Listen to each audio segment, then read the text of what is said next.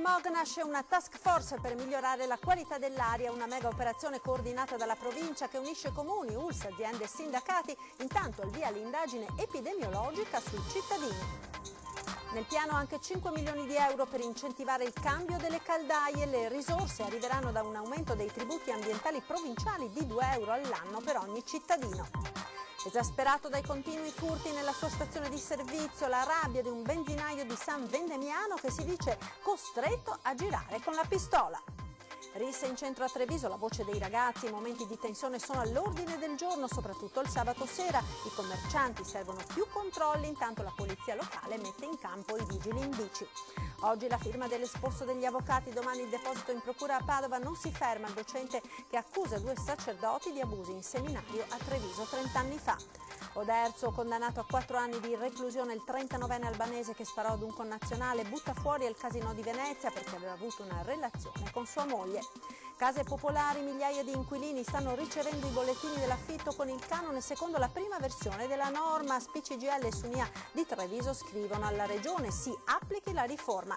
A Montebelluna una mostra dedicata a Thomas Edison, un percorso alla scoperta dell'inventore, dell'uomo e della società che la Grande Guerra stava per stravolgere.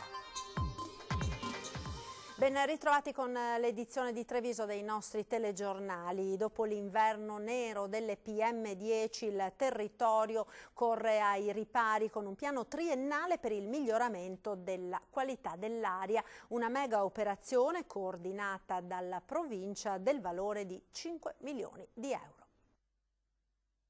Abbiamo voluto mettere in pista un modello perché attendiamo di avere risultati concreti, misurabili e che faccia sì che la provincia di Treviso, che primeggia in tanti ambiti, non primeggi sulla pessima qualità dell'aria. Non vuole indossare maglie nere il presidente della provincia di Treviso che sulle PM10 è corso ai ripari istituendo una task force senza precedenti nella Marca, tutti insieme per il miglioramento dell'aria da ARPAV a ULSS, consigli di bacino, categorie economiche, società partecipate, sindacati. Il protocollo d'intesa con regista il Sant'Artemio mette sul tavolo 1.600.000 euro all'anno per 3 anni, soprattutto per incentivare la sostituzione di caldaie sia nelle abitazioni private che nelle aziende. Una quota sarà anche destinata alla lotta contro l'abbandono selvaggio dei rifiuti, leggi, maggiore videosorveglianza. Le risorse arrivano dal maggiore gettito derivante dall'incremento del 5% del tributo ambientale in capo alla provincia. In termini di tasse, 2 euro all'anno per residente, più o meno il costo di un caffè. Un caffè all'anno può essere una misura trascurabile per qualcuno ma importante per qualcun altro, ma io credo che tutti possano essere contenti se riusciamo a far sì che l'ambiente in cui noi viviamo sia un ambiente migliore in termini di qualità dell'aria. Qualità dell'aria che resta pessima, gli ultimi dati validati nella giornata di martedì 18 parlano di altri sforamenti ai livelli di legge che a Treviso sono già arrivati a 41 dall'inizio dell'anno. Indubbiamente la qualità dell'aria in questo momento non si può definire buona, i superamenti sono tanti, come sta accadendo un po' in tutta la pianura padana, in tutto il Veneto. E proprio il riscaldamento domestico resta una pesante variabile a Treviso come in tutta la pianura padana. Il riscaldamento domestico rappresenta 1/3 delle polveri sottili che vengono prodotte e sostituire le caldaie significa utilizzare dei sistemi più efficienti in grado di emettere meno e quindi di migliorare significativamente la qualità dell'aria. Ed intanto sul fronte sanitario nei prossimi mesi sarà effettuata un'indagine epidemiologica per capire gli effetti delle PM10 sulla salute dei trevigiani. Noi sappiamo che il 20% della salute dei cittadini è determinato dalla qualità dell'ambiente. Parte da questa premessa generale lo studio che nei prossimi mesi sarà effettuato sulle relazioni tra polveri sottili e salute dei trevigiani. In gergo una indagine epidemiologica che spazierà dai piccoli disturbi allergici alle patologie più gravi. Avere un'aria carica di inquinanti significa incidere sulle patologie cardiocircolatorie, sulle patologie respiratorie. Anche alcune patologie oncologiche trovano nella qualità dell'aria, il cancro del polmone, anche altri tumori, un riferimento specifico. Si tratta infatti di incrociare dati che per buona parte sono già in possesso della struttura sanitaria, un raffronto utile a comprendere se il picco delle PM10 abbia effetti statistici evidenti. Stiamo lavorando mettendo in campo alcuni indicatori di confronto tra il nostro territorio ed altre realtà, ogni realtà ha le sue specificità e le sue fatiche. Modalità di collaborazione e tempistiche dell'indagine epidemiologica sono già stati fissati. Ci lavoreremo nei prossimi mesi, anche secondo le indicazioni e gli accordi che prenderemo, oltre che con la provincia, col comune di Treviso. Nei prossimi mesi lavoreremo su questo e credo che entro fine anno siamo in grado di produrre risultati di un certo significato. La cronaca ora esasperato dai continui furti, un benzinaio di San Vendemiano si dice costretto a girare con la pistola. No, io sono avvelenato, sono velenoso, non sono impaurito, non mi fanno paura. Ha subito 7 furti in 5 anni. Nell'ultimo, lunedì notte, i ladri hanno tagliato col flessibile la colonnina self-service del distributore in via Cadore, portandosi via l'incasso della giornata. Mario Braido ha 67 anni e da 50 fa il benzinaio. Esasperato per i continui furti, se la prende con la giustizia e con un clima, dice, in cui tutto è permesso. Siamo rassegnati, non siamo tutelati, al di là delle forze dell'ordine che sono bravi, che loro intervengono e tutto, ma la domanda nasce sempre spontanea. E se li prendono cosa succede? Domani mattina sono fuori di nuovo e si continua così. Da Vittorio Veneto, dove abita, deve passare a prelevare l'incasso dei suoi 3 distributori. Io ogni notte devo scendere giù a prendere i soldi, quella volta che magari non riesco ad arrivarci rimango sempre con l'ansia e col dubbio tutta la notte. Temendo sempre di ricevere una chiamata dal sistema d'allarme. Arriva la telefonata alle 2-3 del mattino, ormai dico cosa è successo stavolta? La metto anche su ironia perché tanto so cosa si tratta. E quando i ladri non agiscono indisturbati, il rischio di trovarseli di fronte durante il prelievo dei contanti. Così la decisione di muoversi armato. Io sì, sono armato e di conseguenza questa è una mia necessità. Dopo aver subito 7 furti, lei capisce che io non ho più il problema della detenzione in casa. Io viaggio e con gli incassi delle mie stazioni devo anche portare in banca. Non si tratta di fare il protagonista o fare il Rambo. È una necessità, se no dovremmo prenderci una vigilanza 24 ore su 24 ore, ma ditemi voi. Nemmeno le telecamere di sorveglianza servono come deterrente. Io qua ho 17 telecamere su questo impianto qua, vedo di quelle scene tante volte, anche gli ultimi 3 furti, ci sono dei film da vedere, ma non li riconosci mai perché una volta hanno il cappuccio, l'ultima volta avevano su il casco integrale. Con amarezza crescente, per andare avanti non rimane che la passione. Io sono affezionato al mio lavoro e questo è quello che mi lega, che mi costringe a continuare, però qua si sta andando sempre peggio. Baby gang a Treviso dopo la rissa in piazza Borsa, un altro episodio ed intanto il comune arruola i vigili in bici. Ancora violenza nel cuore di Treviso, ancora una volta protagoniste le baby gang che frequentano il cosiddetto quadrante rosso del centro che da piazza Borsa arriva fino alla stazione ferroviaria passando per via Fiumicelli e Porta Altinia. Proprio nei pressi della porta sabato pomeriggio si è consumata l'ennesima rissa tra giovanissimi. Ad avere la peggio è stato un sedicenne aggredito da un altro ragazzo che gli ha spruzzato in faccia dello spray urticante al peperoncino. Chiamati da diversi passanti che hanno assistito attoniti alla violenza, sono subito arrivati sul posto i carabinieri e di sanitari del 118. Il ragazzo è stato trasportato all'ospedale ma fortunatamente non ha riportato serie conseguenze. Sono scattate le indagini anche con l'ausilio delle telecamere di videosorveglianza per risalire agli autori dell'aggressione. Una decina di giorni fa, a 2 passi dalla Camera di Commercio, una baby gang aveva aggredito un giovane in pieno giorno. Era spuntato pure un coltello. Credo che questo sia un problema che non va affrontato esclusivamente con le forze dell'ordine, ma sia necessario un percorso con le famiglie, con le scuole e con tutto il tessuto sociale. Noi dal canto nostro comunque aumenteremo ulteriormente la presenza della polizia locale, incontrerò anche nelle prossime ore, parlerò con il prefetto per chiedere che ci sia anche un supporto maggiore da parte dei carabinieri e polizia che comunque stanno già facendo un ottimo lavoro e quindi da questo punto di vista io mi sento assolutamente tranquillo che il nostro l'abbiamo fatto. Dobbiamo però lavorare appunto sulle famiglie. Nel frattempo, per garantire un maggior controllo di determinate aree della città come il centro storico, i parchi o la Restera, verrà potenziato il servizio di agenti della polizia locale in bicicletta. Si chiama Nucleo Bike Patrol, 10 agenti che proprio in questi giorni si stanno addestrando all'Accademia di Brescia. Opportunamente formati, gli agenti potranno così raggiungere più facilmente determinate zone della città. E sulle baby gang in centro sentiamo la voce dei ragazzi. Da queste parti accadono spesso risse? Sì, cioè, sempre. Per quale motivo? Beh, sono tutte cazzo alla fine. Cioè, una che si dà della puttana, una che dà della puttana all'ex, tutte queste cose qua. I residenti e i negozianti si lamentano di questo. Denunciano spesso? Sì, molto spesso ci sono denunce però e chiamano anche la polizia. Purtroppo siamo costretti a chiamare i carabinieri che non sempre riescono a intervenire per tempo. Si mettono qua davanti, bestemmiano, parlano male, si spintonano, cioè comunque questo è un po' il genere. Per cui è facile che da situazioni così possano nascere dei litigi. Questo certamente sì. Hanno 14 anni, 13 anni, cioè alcuni sono veramente piccolini. Ma quasi ogni sabato succede qua. È una questione che alla fine non ha senso neanche, ma sono quelli là che non hanno testa. Girano con coltelli e con armi tante volte. Sono là che fanno apposta così cioè, si fanno al centro dell'attenzione. Tanti ragazzi si portano i coltelli dietro. Sì, portano anche coltellini e queste cose qua. Cioè, questi ragazzi vogliono farsi vedere, capito? Cioè, farsi vedere il coltello qua, là, lì, sono più forte qua. Dopo che fine fai?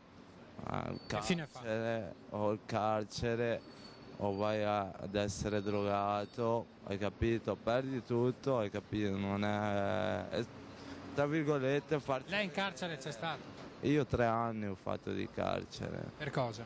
Per rapina e spaccio. Lei è preoccupato per questi giovani che potrebbero prendere la strada sbagliata? Eh sì, l'hanno già presa, per dirti. L'hanno già presa la strada sbagliata. Firmata oggi dal docente di filosofia di Galliera l'atto di denuncia di abusi 30 anni fa al seminario vescovile di Treviso. Ho appena firmato l'esposto che è qui, ecco, in mano, che ho qui in mano e che domani mattina sarà depositato in procura della Repubblica di Padova. Gianbruno Cecchini, il docente di filosofia di Galliera Veneta, ha firmato fuori dagli obiettivi l'atto di denuncia e non si ferma nella sua battaglia legale e umana. Una vera bomba, quella che è esplosa dopo le sue accuse a 2 preti di presunti abusi sessuali nei suoi confronti, avvenuti a suo dire nei mesi in cui si trovava in seminario. Accuse pesantissime che hanno mandato in fibrillazione la Chiesa e che, se confermate, riguarderebbero 2 sacerdoti, uno oggi in attività a San Martino di Lupari, l'altro a San Donà di Piave. Episodi che risalirebbero, secondo quanto dichiarato sempre da Cecchina, una 30 di anni fa. Lui ora si sta muovendo con l'avvocata Laura Bortolamei. Adesso c'è questa carta, questo documento che attesta ufficialmente quanto lei ha dichiarato. Assolutamente sì, c'è tutto scritto nei particolari, quello che è successo, le minacce, le lettere ricevute, c'è tutto, allegato all'atto c'è tutto. Accuse che dal loro canto i diretti interessati stanno smentendo fermamente, ma il professore di filosofia non demorde. Io respingo tutte le accuse, soprattutto del parroco di San Martino di Lupari, il quale dice che ho inventato tutto. Assolutamente tutto è vero, anzi verissimo. Perché ha aspettato 30 anni? Perché ho avuto delle minacce di morte e ho avuto sempre paura di affrontare la questione. Lei ha paura oggi? Assolutamente no, sono sereno. Finalmente credo sarà fatta giustizia. Un medico anestesista veneziano di 62 anni, Antonio Silvestri, è a processo con l'accusa di omicidio colposo per la morte nel 2016 di un paziente operato alla prostata alla casa di cura Giovanni XXIII di Monastier. Secondo la procura avrebbe tardato a trasferire il paziente, un 69enne di San Biagio di Callalta, colpito da una grave emorragia, all'ospedale Cafoncello, dove l'uomo è arrivato ormai in fin di vita. Da qui la contestazione di omicidio colposo a carico del professionista. Ed ancora dal tribunale sparò al rivale un buttafuori del Casinò di Venezia. Oggi l'aggressore, un 39enne di Mansuè, è stato condannato a 4 anni di reclusione. È stato condannato questa mattina a 4 anni di reclusione a Gotha Tennis l'albanese di 39 anni di Mansuè, che nell'agosto del 2018 aveva sparato a un connazionale di 40 anni buttafuori al Casinò di Venezia.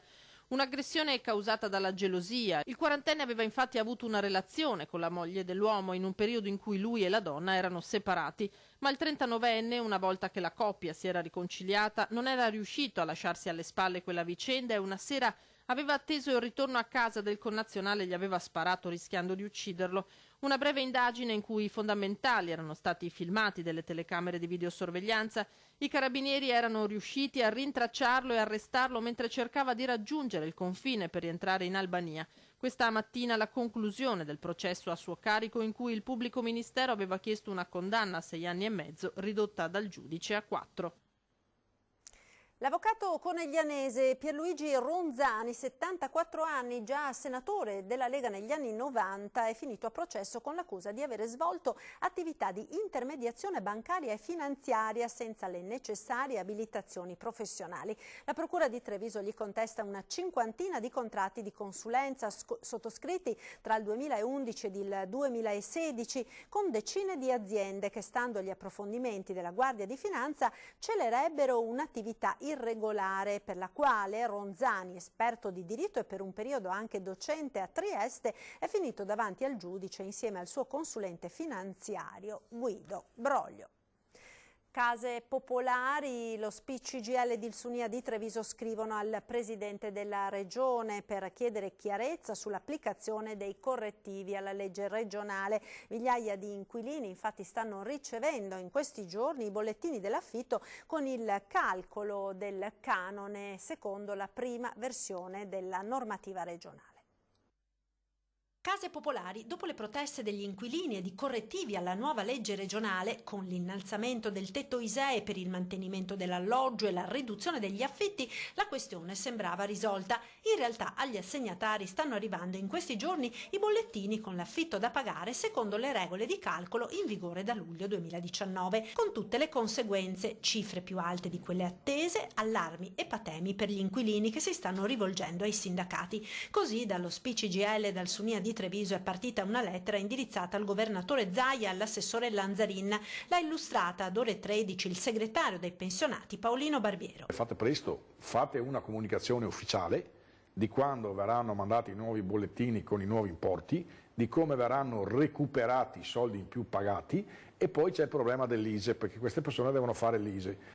SPI e Sunia chiedono ai vertici della Regione di fare chiarezza, comunicando quando interverranno le modifiche, quali saranno le modalità ed i tempi dei conguagli per chi in questi mesi ha versato più del dovuto, quale il termine per la presentazione dell'ISEE. Per dirgli da questo giorno vi verrà fatto il nuovo calcolo, gli 8 mesi che avete pagato in più vi verranno restituiti in questo modo e l'ISE lo dovete fare entro tale data. Mi sembra una cosa semplice, perché ci sono oltre 6.000 famiglie in provincia di Treviso che ci stanno pressando. Se poi parliamo del Veneto sono 40-50.000 mi pare le persone che vivono. Cassa di espansione sulle Grave di Ciano del Montello. È terminata alle 18 la riunione in prefettura sul progetto. Fuori dal palazzo, in piazza, la protesta di residenti e comitati ambientalisti che contestano l'opera e che avevano chiesto in un primo momento di partecipare al vertice, richiesta negata. Le posizioni davanti ai prefetti Laganà di Treviso e Zappalorto di Venezia, competenti per l'asse del Piave, sono rimasti distanti. Da una parte Demanio e Regione del Veneto con l'assessore regionale Giampaolo Bottaccin, dall'altro i sindaci, a partire dal primo cittadino di Crocetta, Marianella Tormena, che resta contraria al progetto sul suo territorio comunale. Continueremo per la nostra strada, le parole del sindaco al termine del vertice. Ed ora ci fermiamo per qualche istante di pubblicità, tra poco.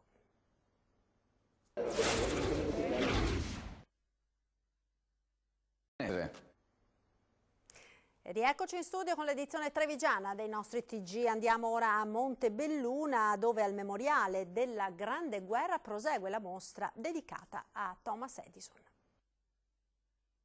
È davvero l'uomo che in qualche modo all'inizio del Novecento getta le basi per la nostra contemporaneità. In mostra fino al 30 maggio al MEVE, il Memoriale Veneto della Grande Guerra di Montebelluna, con visite guidate, laboratori e eventi, Thomas Edison, l'uomo che inventò il futuro. Non tanto l'inventore quanto l'imprenditore con una straordinaria capacità di guardare avanti. Lui brevetta oltre 1000 invenzioni. Molte di queste però in realtà sono dei perfezionamenti. La lampadina, per esempio, è un perfezionamento di quello che è il filamento ad incandescenza che sta all'interno della lampadina, che fino a prima dell'intervento di Thomas Edison durava solo poche ore, grazie alla scoperta di un bambù molto raro, utilizzandone i filamenti è stato possibile portare l'incandescenza della lampadina ad una durata di 1300 ore. Questo cambia totalmente quindi il mondo, che finalmente si può illuminare. E poi il fonografo in grado di registrare la voce e molti altri oggetti divenuti poi di uso comune. Uno spaccato di società di fine 800 inizio 900 che ben si amalgama con l'esposizione permanente del Meve dedicata alla Grande Guerra. Edison scopritore ma anche uomo, nel percorso promosso da Meve e Museo Civico. In mostra ci sono il cilindro del figlio, la prima bambola parlante, scritti e lettere di Edison. Una figura un po' controversa, in realtà anche un introverso, però sicuramente un personaggio geniale. Ed ora spazio alle notizie da Belluno e provincia.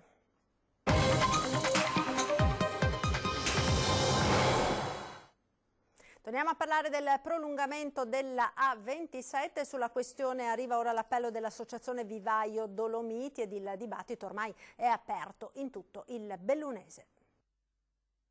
Chiediamo unitarietà intanto e non ritornare a discutere i temi ogni 5 anni come stiamo facendo. È già stato deciso all'interno del piano strategico della provincia e anche della regione di sfondare a nord con un collegamento verso l'Europa. Non si può tornare indietro ogni 5 anni a ridiscutere tutto. La provincia sta morendo, bisogna trovare le soluzioni.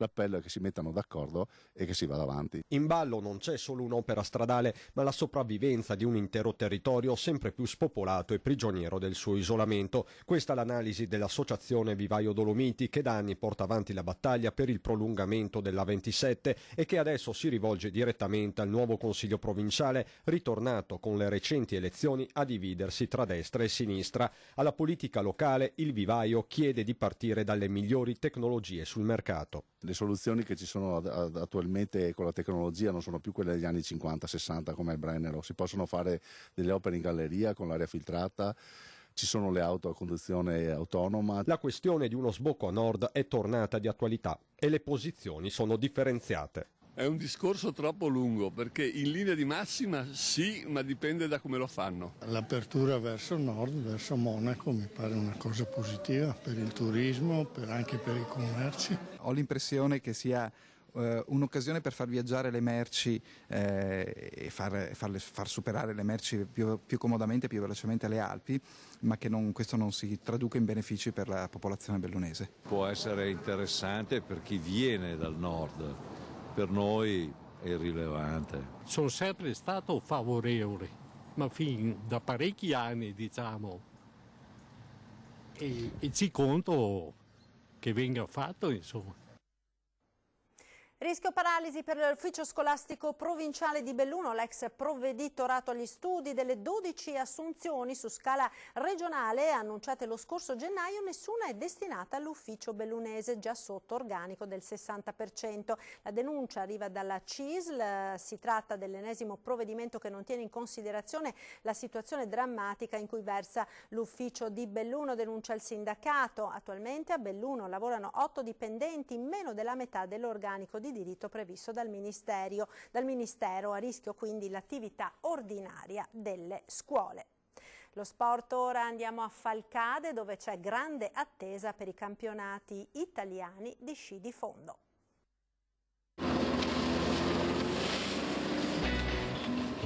Falcade tornerà a vestirsi del tricolore e lo farà per un intero weekend con i campionati italiani giovani e la Coppa Italia Senior dello sci di fondo. L'appuntamento è per sabato e domenica prossimi sulla pista Pietroscola, da tempo struttura di riferimento per gli appassionati degli sci stretti a nord-est.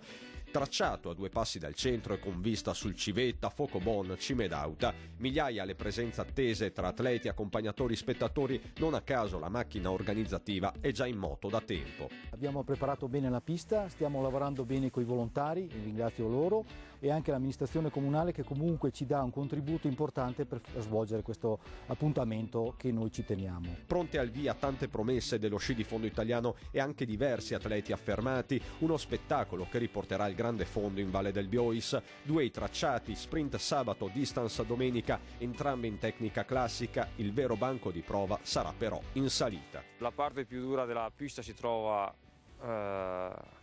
diciamo di là del ponte e prevede delle salite veramente impegnative, alcune delle quali arrivano addirittura a 40 metri di dislivello in un colpo solo, e sarà una gara veramente dura. Ma lo sport è anche arte, con le opere che per l'occasione sono state realizzate dall'artista falcadino Franco Murer, un omaggio allo sci di fondo che a Falcade è più di un simbolo.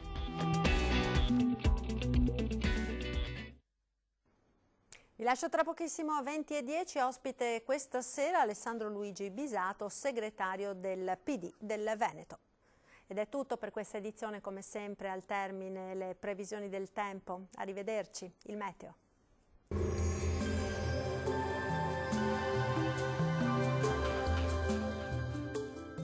Vello, azienda che opera nella raccolta dei rifiuti da 40 anni, leader nella carta da macero.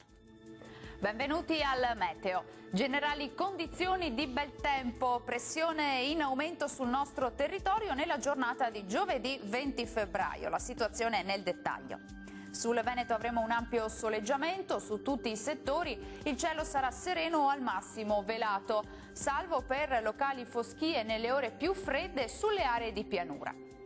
Temperature minime intorno allo 0 o di poco sopra, massime invece tra 8 e 13 gradi. Ci spostiamo ora sul Friuli Venezia Giulia, anche qui sarà asciutto e stabile con il sole presente un po' su tutto il territorio regionale. Temperature minime tra lo 0 e i 4 gradi, massime invece fino a 11 gradi.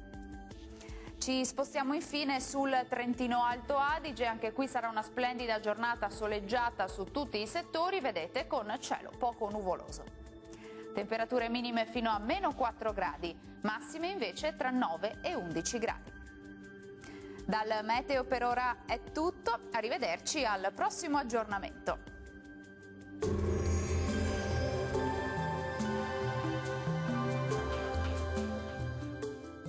Vello, azienda che opera nella raccolta dei rifiuti da 40 anni, leader nella carta da macero.